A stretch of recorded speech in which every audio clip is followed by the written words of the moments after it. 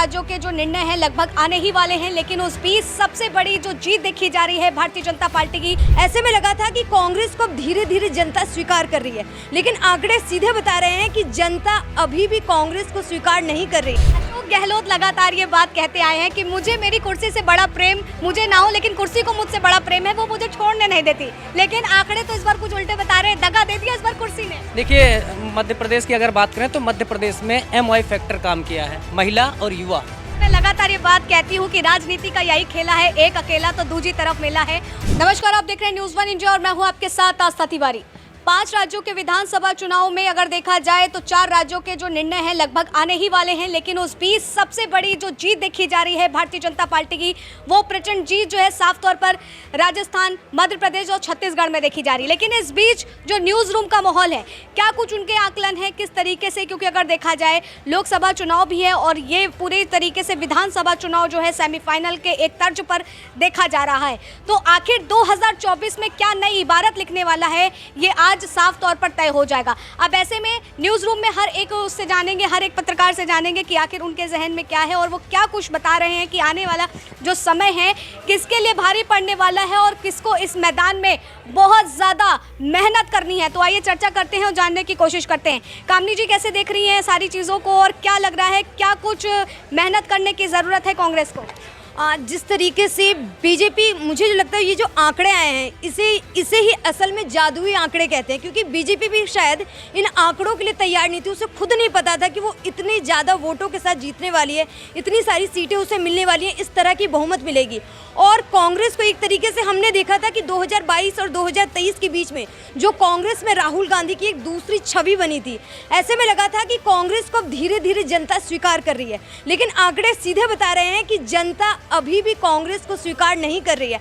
ऐसे में कांग्रेस को बहुत मेहनत करने की जरूरत है। कांग्रेस को अब अपने उन वरिष्ठ नेताओं को कह देना चाहिए कि आप बैठिए, अब हम युवाओं को आगे लाएंगे और युवाओं के साथ ही अगर कांग्रेस आगे बढ़ेगी तभी उसका आगे कोई भविष्य है। नहीं तो ये आंकड़े बता रहे हैं कि 2024 में भी हवा नहीं बदल रही है। योजनाओं की जो वाइल्ड कार्ड एंट्री इस बार कांग्रेस पार्टी ने राजस्थान में भी खेली, छत्तीसगढ़ में भी खेली, हर एक राज्य में खेलने की कोशिश करी, लेकिन क्या लगता है ये एंट्री भी जो है काम ना आई? कहा जाए सीधे, अगर एक पत्रकार होने के नाते कहना भी नहीं चाहिए, लेकिन आम जनता होने के नाते ज़मीनी स्तर पे जो कुछ भी देखा, इससे यह है कि प्रधानमंत्री नरेंद्र मोदी के चेहरे के आगे कांग्रेस के तमाम नेता, तमाम उनके वादे और योजनाएं जो हैं वो फेल होती गई और जनता ने फिर से प्रधानमंत्री नरेंद्र मोदी के चेहरे को जीत दिया। क्योंकि देखिए, मध्य प्रदेश में मामा की लाडली योजना तो रही, लेकिन मामा को CM फेस नहीं बनाया गया था। प्रधानमंत्री नरेंद्र मोदी जमीन पर गए। जिस तरीके से प्रियंका गांधी ने भ्रष्टाचार का मुद्दा उठाया, सबसे पहले कांग्रेस भ्रष्टाचार के मुद्दे को लेके गई। प्रियंका गांधी वाड्रा जो लगातार कांग्रेस को एक तरीके से जीत दिला रही थी, वो जमीन पे गई, भ्रष्टाचार को लेकर उन्होंने सीधे प्रहार किया और बिल्डिंग में आग लगी। एक तरीके से जनता को भी दिखा कि हाँ भाई, भ्रष्टाचार था तभी बिल्डिंग में आग लगी, फाइल्स जला दी गई हैं। लेकिन वो भ्रष्टाचार का मुद्दा भी राख बन गया और कमल खिल गई। बिल्कुल, निश्चित तौर पर देखा जाए तो लगातार जिस तरीके से कमल खिलते हुए दिख रहा है और सोचने पर भी मजबूर कर रहा है कि आखिर कितना कुछ संघर्ष आने वाले लोकसभा चुनाव के लिए करना है। हर एक से हम जानने की कोशिश कर रहे हैं। भावना जी भी मौजूद है। भावना जी, कैसे देख रही है, लगातार आपकी नज़र आंकड़ों में बनी हुई है? हाँ, देखिए, कह सकते हैं कि अभी तक जो आंकड़े निकल कर आ रहे हैं तो उसमें देख सकते हैं कि बीजेपी जो है ना कि पूरे बहुमत से कह सकते हैं आगे चल रही है और आने वाले समय पर अब पूरी तरीके से दोपहर तक तो पूरा रिजल्ट यही आ चुका है कि बीजेपी के पक्ष में ही जा रही है और शाम तक ये घोषित हो जाएगा कि शायद बीजेपी जीतेगी। और हाँ, कह सकते हैं कि जो मध्य प्रदेश में एक तरीके से जो है सीएम ने जो इस तरीके से जो योजनाएं निकाली थी, उस योजनाओं को कहीं ना कहीं असर दिख रहा है। वहीं अगर मैं बात करूँ राजस्थान की, तो राजस्थान में भी अशोक गहलोत ने काफ़ी योजनाएं निकाली थी, लेकिन उनकी जो योजनाएं थी वो योजनाएं मतलब फायदामंद साबित नहीं हुई। और अब देख रहे हैं कि आप राजस्थान में भी बीजेपी जो है कमल खिला रही है। तो अब ये पूरा मैं अभी आपको तो नहीं बता सकती हूँ, अभी हमारी भी नज़र आंकड़ों पर है, तो ये तो पूरा रिजल्ट आपको शाम तक ही पता चल पाएगा। मानसी जी ने जैसे बताया कि राजस्थान का सारा जो देखा जाए तो योजनाएं निकाली गई, तमाम मुद्दे उठाए गए, लेकिन इस बीच जो सबसे बड़ा मुद्दा उठा करके देखा गया था वो ये था कि गहलोत जी का हाल ही में उन्होंने बयान दिया था कि अगर बीजेपी का हिंदुत्व काल यानी कि धर्म काल चलता है तो सभी राज्यों में बीजेपी की जीत होने वाली है। इसको जूही जी आप कैसे देख रही हैं, ये बयान और उसके बाद आंकड़े साफ तौर पर बता रहे हैं बीजेपी की प्रचंड जीत? देखिए बीजेपी की जीत आज जो है राजस्थान में भी नज़र आ रही है और आज मध्य प्रदेश में भी बीजेपी की जीत नज़र आ रही है। वैसे उम्मीद थी नहीं कि बीजेपी आ सकती है, ज़्यादातर उम्मीदें यही थी कि कांग्रेस इस बार आने वाली है, लेकिन देखा जाए तो इस बार बीजेपी की ही जीत हुई है। और मध्य प्रदेश की अगर बात की जाए तो देखा जाए शिवराज सिंह चौहान, अभी आप देख रहे होंगे इस वक्त शिवराज सिंह चौहान जो है मध्य प्रदेश में लगातार छाए हुए हैं।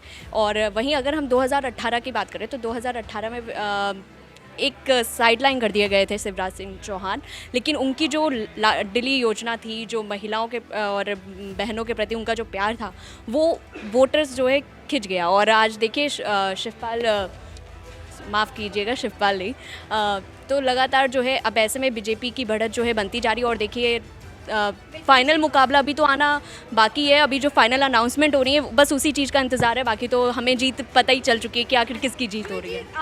जातीय जनगणना एक सबसे बड़ा मुद्दा फैक्टर उठाया गया था विधानसभा चुनाव में, और इसका भी जो टर्म कार्ड है वो नहीं चला, फेल होते दिख रहा है। तो इस बीच क्या लग रहा है कि जनता के सामने धर्म की राजनीति, जाति की राजनीति इस बार कुछ भी जो है काम नहीं आने वाली है? देखिए जाति गणना वाला जो मामला था वो बिहार से ही उठ रहा है, और इसमें विधानसभा के वक्त भी इस मुद्दे पर पूरी चर्चा हुई थी और अखिलेश यादव ने भी इसको लेकर के काफ़ी कुछ कहा था। और अखिलेश यादव ने ये भी कहा था कि देखिएगा एक वक्त ऐसा आएगा कि बीजेपी जो है खुद इस चीज़ की घोषणा करेगी और बीजेपी खुद इस चीज़ का साथ देगी, बट मुझे ऐसा लग नहीं रहा है। बाकी देखते हैं कि आगे क्या कुछ होता है। सौरभ, लगातार आंकड़ों पे नज़र है, क्या कुछ लग रहा है, कौन आगे चल रहा है, कौन पीछे चल रहा है? देखिए आंकड़े लगभग साफ से हो गए हैं। स्टार्टिंग से ही बीजेपी हर सीट पे बढ़त बनाई हुई है। हालांकि इंडिया गठबंधन को इस झटका मिला है, लेकिन ये आगे रणनीति अपना लोकसभा के लिए मजबूत करना चाहेंगे। और खड़गे जो इनका कांग्रेस अध्यक्ष हैं, इन्होंने बैठक भी बुलाई थी, मतलब 6 तारीख को इनकी बैठक होने वाली है, तो ये अपने आगे की रणनीति तैयार करने में जुटे हुए हैं। ये बैठक जो है किन मायनों में लग रहा है कि बहुत अहम हो सकती है, क्योंकि जिस तरीके से इनकी तैयारी थी और जो इनका विश्वास था कि नहीं इन सारी सीटों पर तो मैं ही आने वाला हूँ, उनका दबदबा फिर से रहेगा।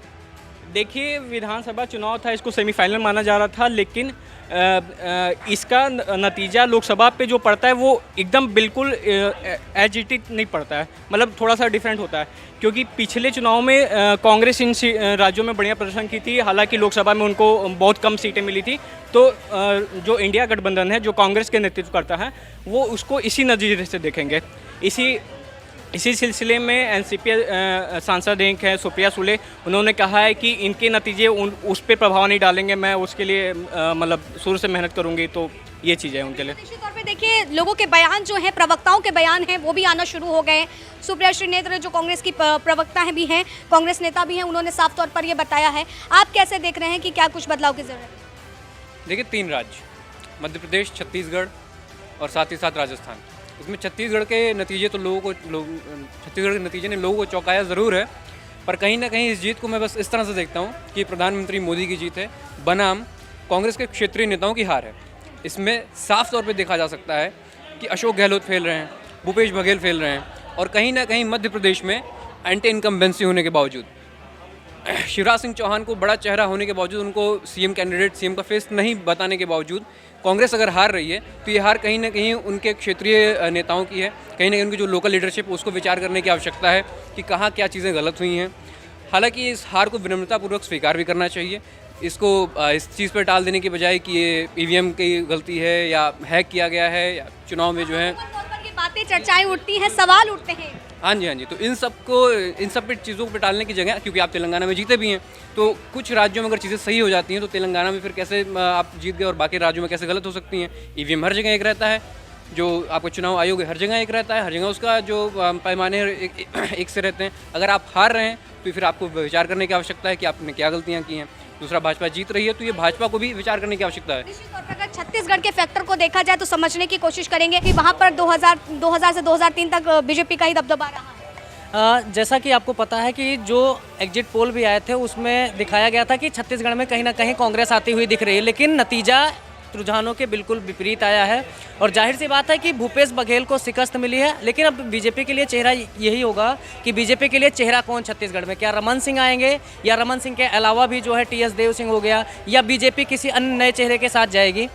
भूपेश बघेल का जो वहाँ पे 5 साल का कार्यकाल था, वहाँ की जनता से जब आप बात करोगे या आपने देखा भी होगा तो वहाँ की जनता सीएम भूपेश बघेल से कहीं ना कहीं संतुष्ट नजर आ रही थी। लेकिन चुनाव जैसे जैसे आगे बढ़ता गया, जब परिणाम आने की बारी आई तो आपने देखा कि नतीजा रुझान के बिल्कुल विपरीत है। अगर एमपी की बात करें, मामा शिवराज जी जो हैं वो प्रधानमंत्री माफ़ कीजिएगा, मुख्यमंत्री के दावेदार भी नहीं थे, लेकिन उस बीच भी जो जिस तरीके से जीत हासिल वहां पर होती नजर आ रही है, तो आखिर अब मुख्यमंत्री का चेहरा कौन हो सकता है, क्या कुछ लग रहा है? देखिए, मध्य प्रदेश की अगर बात करें तो मध्य प्रदेश में MY फैक्टर काम किया है, महिला और युवा।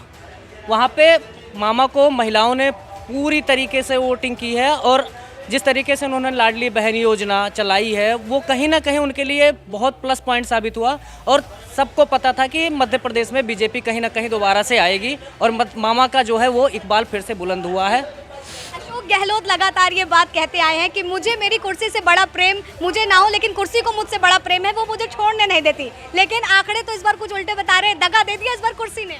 राजस्थान ने जो है अपना रिवाज कायम रखा है। 5-5 साल का जो टर्म चल रहा है वो इस बार भी वही हुआ है। जादूगर का जादू कहीं ना कहीं फेल हुआ है। उसका एक बड़ा कारण ये भी है कि कांग्रेस के अंदर जिस तरीके से कला है राजस्थान में, वो कहीं ना कहीं जनता के बीच एक बुरा मैसेज लेके गई पार्टी स्तर पे।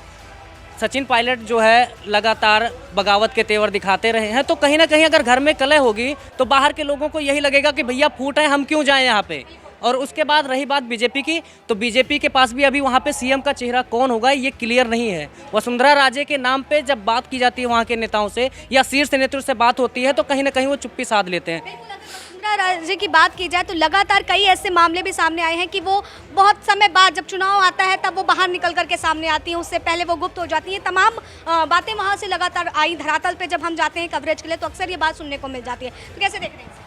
लोग कांग्रेस की बात करते हैं वहाँ पे कलह की, लेकिन कहीं ना कहीं वहाँ बीजेपी के अंदर भी कहीं ना कहीं कलह है। सतीश पूनिया का एक अलग गुट है, वसुंधरा राजे का एक अलग गुट है। तो कहीं ना कहीं अब देखना होगा, सतीश पूनिया खैर वो तो चुनाव हार गए हैं, लेकिन देखना होगा कि जो वसुंधरा राजे हैं क्या शीर्ष नेतृत्व उन्हें दोबारा से मुख्यमंत्री बनाएगा या नहीं बनाएगा, या कोई एक नया चेहरा। आखिरी सवाल होंगे सौरभ जी, क्या लग रहा है कि 2024 की जो इबारत है ये 2023 का सेमीफाइनल लिख देगा? निश्चित रूप से आप देखिए कि राजस्थान हो गया, मध्य प्रदेश हो गया, ये दोनों एक ऐसे स्टेट हैं जो बड़े राज्य हैं। यहाँ पर यूपी के बाद देखा जाए तो सीटों की संख्या ज़्यादा है, तो जाहिर सी बात है कि कहीं ना कहीं अब सदन के अंदर जो है, जब यहाँ से आप लोकसभा में देख लीजिए 8 से 9 सांसद बढ़ जाएंगे, ठीक है। लोकसभा की सबसे ज़्यादा सीटें यहाँ पर देखी जा रही है इन चारों राज्यों। तो वही कह रहा हूँ कि अब आप देखना कि ये पूरी तरीके से सेमीफाइनल, और कहीं ना कहीं ये मोदी ब्रांड की शुरुआत है। जो 24 के पहले की इबारत लिखी गई है ये